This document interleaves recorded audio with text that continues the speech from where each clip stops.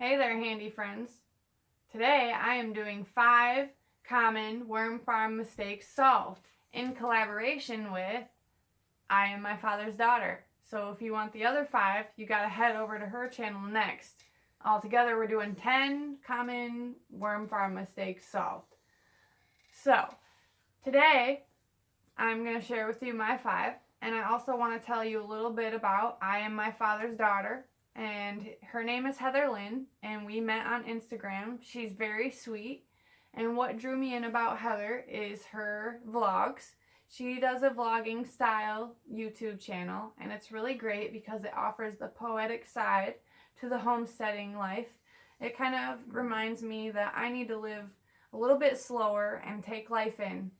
I really enjoy her vlogs because they offer a poetic side to the homesteading life that I love, as well as gardening, vermicomposting, and a few other things like herbalism that we share interest in.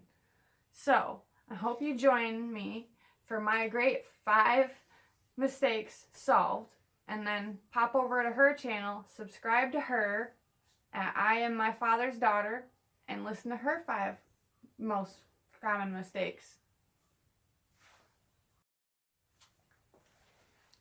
Alright, so my first mistake that I want to share with you is overfeeding. I don't know if you watched my worm farming part 1 video, but I was definitely overfeeding a little bit. You don't really need to overthink it. You need about 1 inch or 2 of food on the top of the layer, and then you need to cover it with your bedding. So overfeeding would be just keep adding food, and they just can't keep up the amount of worms. So depending on how much worms you have is how much food you need to add. So I definitely was overfeeding for the amount of worms that I have, like 300 worms, maybe 400 worms.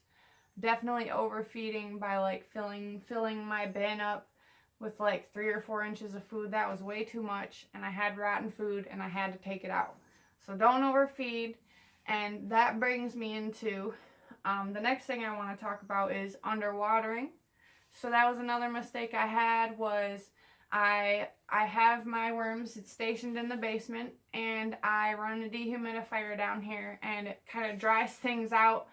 So it's hard for me to get the amount of water that I needed consistent, and how often I needed to add water because of that interacting with the humidity in the air and stuff. So anyway, you want your consistency of water to be kind of like a damp sponge. You don't want it to be too wet because the worms can drown, and you don't want it to be too dry because of course they have to have moisture for their body. So definitely don't underwater like I did. It's very important. And the next thing I want to talk to you about is we'll talk about bedding choices. And so I personally don't buy the ground up stone that some people do, but you can use that for bedding. We go through a lot of eggs, so actually use the eggshells as a bedding. And I guess kind of in the beginning didn't really realize how important it is to grind the eggs up. I just kind of throw them in there shell by shell, but luckily I Am My Father's Daughter graciously sent me a Vitamix, so I'm going to be grinding up my eggshells from now on. And the one thing about eggshells for bedding, using it in your vermicomposting, is you don't want to get raw egg in there. And the more ground up your eggshells are, the easier they are to digest by the worms. And they have gullets, so they need to have the ground up to help them digest food, kind of like chickens. And so, yeah, so basically you want to make sure that with your bedding choices, you're using the right. You don't want to use potting soil.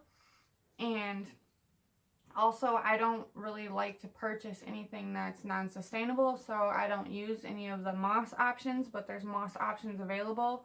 Just so you know, moss can take 10 to 20 years to grow, so it's not really sustainable. So I use this, and this is coconut coir, and this is I used in my other worm video, and this has been great for bedding. I did try some potting soil at first and had some bad some bad goes with that. And also, I wasn't wetting my bedding enough, so that goes back into the underwatering. But worms love this coriated cardboard, and you want to make sure that you are giving them this. They love the glue on the inside here, but also make sure that you either soak this or wet this.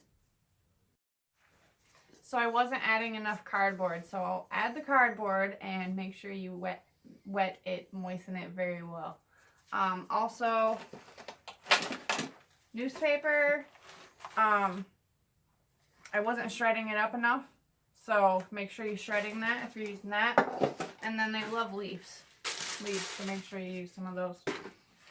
And then next I want to talk about protein poisoning. So when we first got the worms, we eat a lot of kale in this house, and that was the main thing it was the only thing I was feeding them, and they turned into string of pearls. So that's bad. It's death for the worms, and it was devastating because it's like we just invested in this, and then here I am killing them off already within a couple weeks time. So I learned that ultimately kale is really high in protein, and they can get what's called protein poisoning, which goes back into like overfeeding them. But their diet was like pure protein diet, and they just don't really appreciate that too much. And so that's going to bring me into my next mistake, which is diet what they like most and what they don't like. And so that goes back into the kale, but it's also connected to some other things, and I want to actually bring you into the bin to show you those.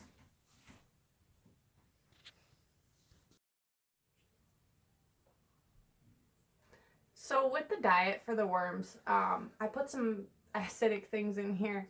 Put too much tomatoes. You don't want to overdo it on the tomatoes. They do like tomatoes, however, not too much. You don't want anything too acidic in here. So I did end up putting some orange in here and regretting it. Keep the acid, hold it to the side. Basically anything you wouldn't want to compost, you don't want to put in here. So the lemons and the limes and the oranges, anything like that, and then too much tomato. Maybe one little tomato, a couple little tomatoes at a time. They really love fruit, and they love corn and cucumber and kind of more like wet items like that, more moist items, and then really sweet. They love fruit, so almost any kind of fruit, hold on the citrus. And then some people feed them bread, noodles. I don't compost anything like that. For one, I'm gluten-free, so I don't have excess bread. And for two, I don't compost noodles or rice or anything like that. Just a personal choice, so I wouldn't compost it to my worms. But you can compost those things to worms in moderation, leftovers. And so what I'm going to do is I want to bring you inside this bin. Favorite choice that we have identified for the worms are squashes. So last time, we have a little clip we're going to try to throw in here with the, I have another squash clip. We had this acorn squash in here, and it was molded, so I wanted to pull it out. See that? All that hair? That's what, when I opened it up, that's what I saw. And I turned it over, and then inside was this cluster. Look at that. Look at that. This cluster of worms was inside of the squash. Isn't that amazing? Vermicomposting 101. We got eggshells, banana peels. This is my non-bleached coffee filter. About time to change this. That's what we don't want. See that? That's gross. Those are like little mites. So, yeah. Actually, that looks like more like mold. That is mold.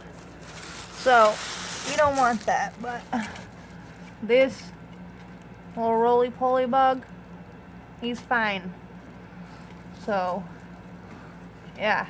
Time to change this. It's almost all the way into worm castings. Very nice, very nice.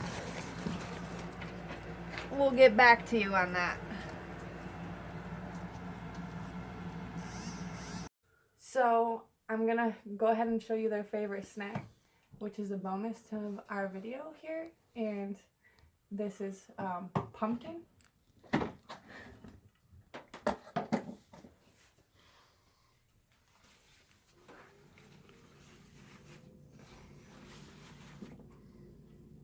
See that? Oh yeah. Look at that. They just love it. And so this is also gonna help me change my bedding in my bin. It's about time. I want to get some new bedding in here. Kill two birds with one stone. It's just amazing. So that's diet. And I'm hoping that you go check out my friend, and I am my father's daughter, and check out her 5 common vermicomposting mistakes, and subscribe to her channel, because we're becoming great friends over this Instagram and other kindling experiences, and we will be doing more collaboration videos like this. So please subscribe to her videos, and don't forget, if you like what you see here, give me a thumbs up. Please subscribe if you haven't yet. Check out Heather Lynn's video, and have a great day. Stay handy, friends.